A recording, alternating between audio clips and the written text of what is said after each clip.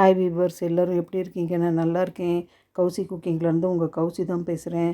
நான் இன்றைக்கி என்ன செய்ய போகிறேன்னா, 2 பேருக்கு தேவையான அளவு சீரக சம்பா மட்டன் பிரியாணி தான் பண்ண போகிறேன். இது ஒரு டைமுக்கு சாப்பிட்ற அளவுக்கு 1/4 கிலோ மட்டன் வந்து நல்லா வாஷ் பண்ணி எடுத்து வச்சுருக்கேன்.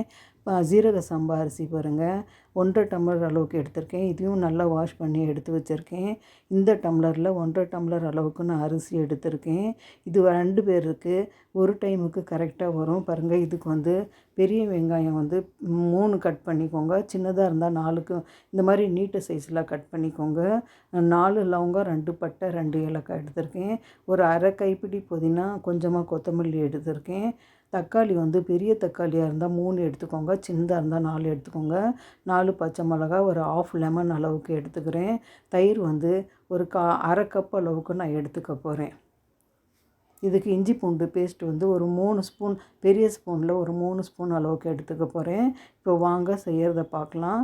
அடுப்பு பற்ற வச்சுக்கிட்டேன். பாத்திரத்தை அடுப்பில் வச்சுருக்கேன். இது வந்து பாதி நெய் பாதி எண்ணெயும் போட்டு நீங்கள் செய்யலாம். அப்படி இல்லைன்னா கடலெண்ணெய் மட்டும் போட்டு கூட செய்யலாம். அப்படி இல்லைன்னா ரீஃபைண்ட் ஆயில் வந்து நீங்கள் போட்டு செய்யலாம். பாருங்கள், நான் இன்றைக்கி வந்து கோல்டு வின்னர் ஆயில் தான் போடுறேன். ஒரு 50 ml அளவுக்கு நான் போட்டுக்கிறேன். ஜீரக சம்பா அரிசிக்கு கொஞ்சமாக அதிகமாக எண்ணெய் இருந்தால் அது டேஸ்ட்டு நல்லாயிருக்கும். 50 ml போதும், கரெக்டாக வரும். பாருங்கள், இது சூடாகட்டும்.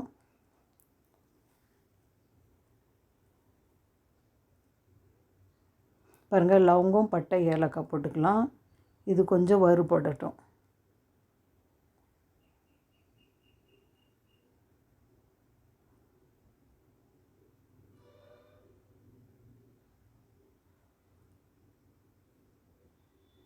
பாருங்கள், கொஞ்சமாக வறுபட்டுருச்சு.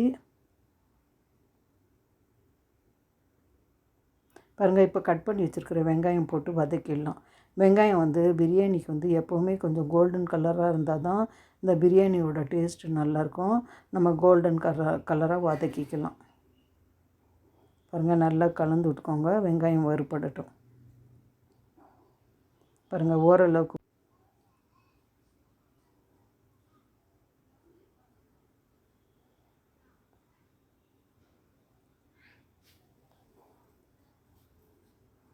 பாருங்கள் வீவர்ஸ், இந்த அளவுக்கு வதங்கியிருக்கு. இன்னும் கொஞ்சமாக வறுபடட்டும்.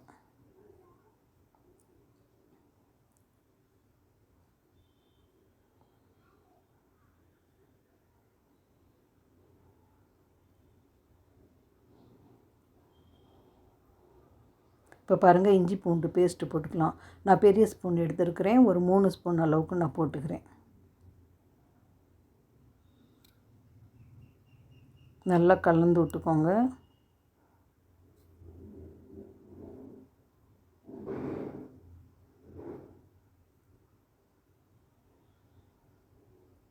நல்லா வறுபடட்டும் இஞ்சி பூண்டு. இப்போ நம்ம வாஷ் பண்ணி வச்சுருக்கிற மட்டனை போட்டு வதக்கிக்கலாம். தண்ணி வடிச்சிட்டு போடுங்க மட்டன்.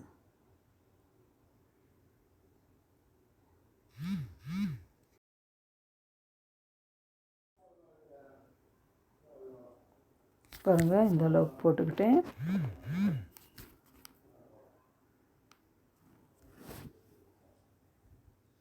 கலந்து விட்டுக்கோங்க. அந்த இஞ்சி பூண்டு பேஸ்ட்டில் வந்து மட்டன் கொஞ்சம் வறுபடட்டும்.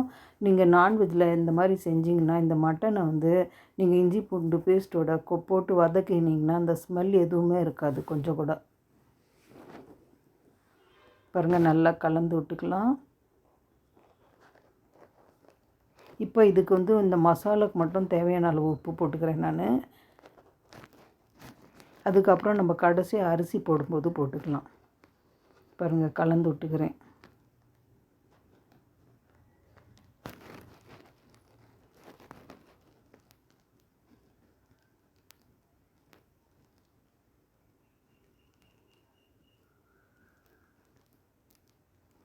பாருங்கள், இப்போ இதுக்கு வந்து மிளகாத்தூள் உங்கள் காரத்துக்கு நீங்கள் போட்டுக்கோங்க. நான் வந்து 1.5 டம்ளர் அரிசி எடுக்கிறதால 1 ஸ்பூன் அளவுக்கு கொஞ்சம் கம்மியாக நான் போட்டிருக்கேன். உங்களுக்கு காரம் அதிகம் வேணும்னா நீங்கள் எவ்வளோ வேணுமோ நீங்கள் போட்டுக்கோங்க. பாருங்கள், தனியாத்தூள் 3/4 ஸ்பூன் அளவுக்கு போட்டிருக்கேன். 1 ஸ்பூன் கொஞ்சம் கம்மியாக மிளகாத்தூள் போட்டிருக்கேன். பாருங்கள், நல்லா கலந்து விட்டுக்கலாம். இதில் வந்து இந்த மட்டனில் வந்து இந்த மசாலாலாம் நல்லா பிடிக்கட்டும். நீங்கள் குக்கரில் வைக்கிறதா இருந்தால் இந்த மாதிரி எல்லா மசாலாவும் பிரியாணிக்கு வதக்கிட்டு ஒரு 2 விசில் வச்சு எடுத்துக்கலாம். நான் இன்றைக்கி வீடியோவில் காமிக்கிறதுக்காக நான் உங்களுக்கு வந்து டைரெக்டாகவே பண்ணுறேன். மட்டன் வந்து சீக்கிரமாக வெந்துடும். பாருங்கள், நல்லாவே கலந்து விட்டுக்கோங்க. இப்போ கட் பண்ணி வச்சுருக்கிற பச்சை மிளகா, தக்காளி போட்டுக்கலாம். பாருங்கள், 4 பச்சை மிளகா நான் போடுறேன். உங்களுக்கு இன்னும் எக்ஸ்ட்ரா பச்சை மிளகா வேணாலும் போட்டுக்கோங்க. தக்காளி வந்து பாருங்கள், பொடியாக கட் பண்ணி போட்டுக்கோங்க. இது நல்லா வேகட்டும், கலந்து விட்டுக்கோங்க.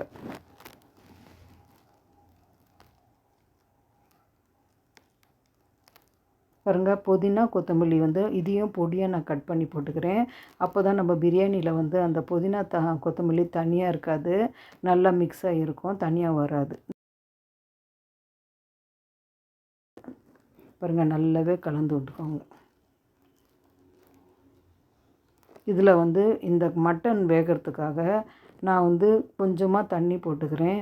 ஏற்கனவே இதில் தண்ணி இருக்குது பாருங்கள், தண்ணி விடும். நீங்கள் வந்து கொஞ்சமாக போட்டுக்கோங்க. இப்போ நம்ம வந்து தயிர் போட்டுக்கலாம்.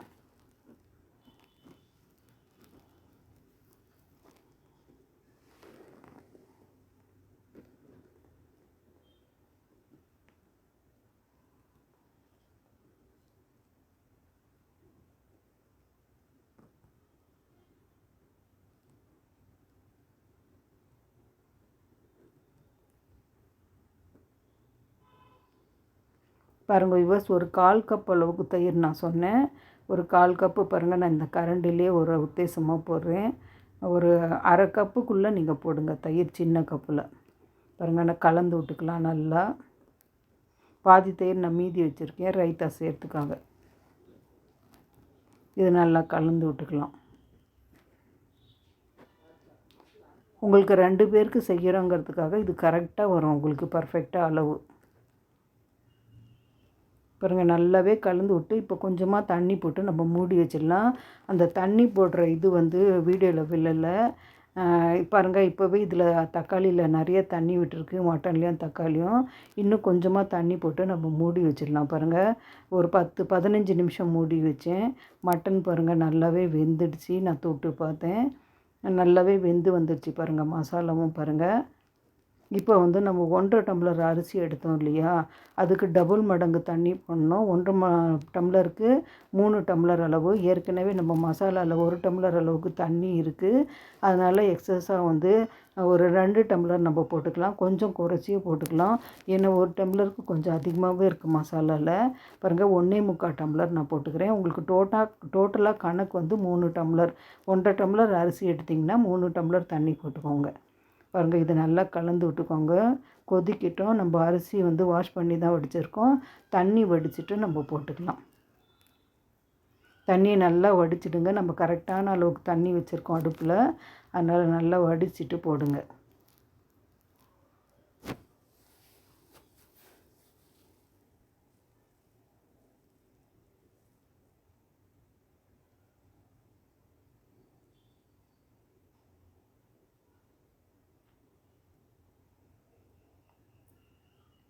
பாருங்கள், அரிசி முழுசும் நான் போட்டேன்.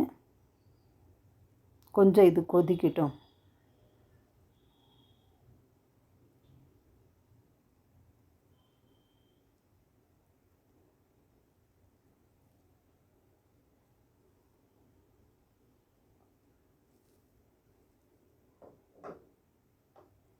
இப்போ இது கொஞ்சம் கொதிக்கும் போது உப்பு செக் பண்ணிக்கோங்க. புதுசாக செய்கிற பிகினர்ஸ்க்கு வந்து உப்போட அளவு தெரியாது. அதனால் வந்து நீங்கள் வந்து உப்பு வந்து இந்த மாதிரி நீங்கள் வந்து டேஸ்ட் பண்ணி போட்டிங்கன்னா உங்களுக்கு கரெக்டாக வரும். பாருங்கள், இப்போ நான் கொஞ்சமாக உப்பு போட்டுக்கிறேன். இதுக்கு கரெக்டாக வர்ற மாதிரி. பத்தலைன்னா இன்னும் கொஞ்சம் அப்புறம் செக் பண்ணி போட்டுக்கலாம். நீங்கள் ரொம்ப அதிகமாக ஒரே டைமில் உப்பு போட்டிங்கன்னா அதிகமாகிடும் உப்பு. பிகினர்ஸாக இருந்தீங்கன்னா இந்த மாதிரி வந்து ஃபஸ்ட்டு கொஞ்சம் போட்டுட்டு அப்புறம் வந்து தண்ணி ட்ரை ஆகிறதுக்கு முன்னாடி மறுபடியும் ஒரு டைம் செக் பண்ணிக்கோங்க. பாருங்கள், நான் இவ்வளோ போட்டிருக்கேன். கலந்து விட்டுக்கிறேன். நல்லா கொதித்து கொஞ்சம் தண்ணி ட்ரை ஆகட்டும். பாருங்கள், நான் இன்றைக்கி வந்து கலரெல்லாம் எதுவுமே போடலை. லெமன் ஜூஸ் வந்து ஒரு ஆஃப் லெமன் பிழிஞ்சு எடுத்து வச்சுருக்கேன். உங்களுக்கு ரொம்ப கலராக வேணுன்னா கேசரி பவுடர் போட்டுக்கோங்க.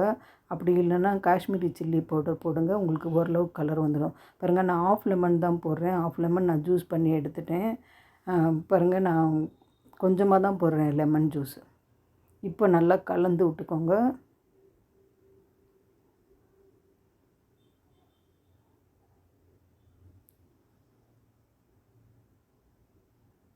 இன்னும் கொஞ்சம் கொதிக்கிட்டோம். மறுபடியும் நம்ம இன்னொரு டைம் வந்து உப்பு செக் பண்ணிக்கலாம்.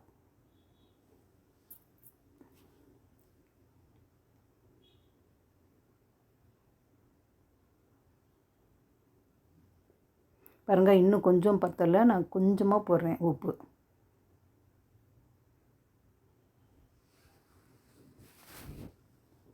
நல்லா கலந்து விட்டுக்கோங்க உப்பு.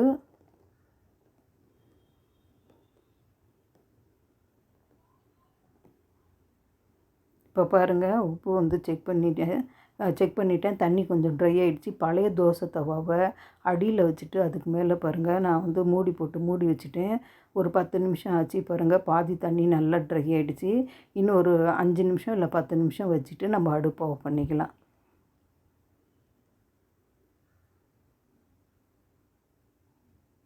சிம்மில் வச்சுக்கோங்க அடுப்பு. ரொம்ப குறைச்சி வச்சுக்கோங்க, ஸ்லோ ஃபயர். அப்போ தான் அடி பிடிக்காமல் வரும். பாருங்கள், இன்னொரு 10 நிமிஷம் ஆச்சு. பாருங்கள், நல்லாவே பிரியாணி தம் ஆகிடுச்சு. பாருங்கள், உதிரி உதிரியாக எப்படி இருக்குது. இது ரொம்ப ரொம்ப ஹோட்டல் டேஸ்ட்டில் இருக்கும். நீங்கள் ஹோட்டலில் எப்படி சீரக சம்பா பிரியாணி டேஸ்ட் இருக்குமோ அதே டேஸ்ட்டில் இருக்கும். இந்த மெத்தடில் நீங்கள் செஞ்சு பாருங்கள். பாருங்கள், இப்போ நான் அடுப்பு ஆஃப் பண்ணிக்கிறேன். பாருங்கள், சூடாக இருக்குது. ஆறுச்சுன்னா நல்லாவே இந்த உதிரி உதிரியாக வந்துடும். பாருங்கள், இப்போவே பாருங்கள் எப்படி இருக்குது. அவ்வளோதான். இப்போ அடுப்பு ஆஃப் பண்ணிவிட்டேன். இப்போ சர்வ் பண்ணுறது பார்க்கலாம். பாருங்கள் வியூவர்ஸ், மட்டன் ஜீரக சம்பா மட்டன் பிரியாணி பாருங்கள், சூப்பராக இருக்குது. பார்க்குறதுக்கே பாருங்கள் எப்படி இருக்குது. அரிசி பாருங்கள், கொஞ்சம் கூட தண்ணி வந்து ரொம்ப வேகாமல் குழையாமல் முழுசாக நல்லா வெந்திருக்கு. பார்க்குறதுக்கே வந்து சாப்பிட்ணும் போல் இருக்குது. பாருங்கள், அவ்வளோ டேஸ்ட்டாக இருக்கும். இது ஹோட்டலில் அதே டேஸ்ட்டில். என் சமையல் உங்களுக்கு பிடிச்சிருந்ததுன்னா லைக் பண்ணுங்கள், கமெண்ட் பண்ணுங்கள், ஷேர் பண்ணுங்கள்,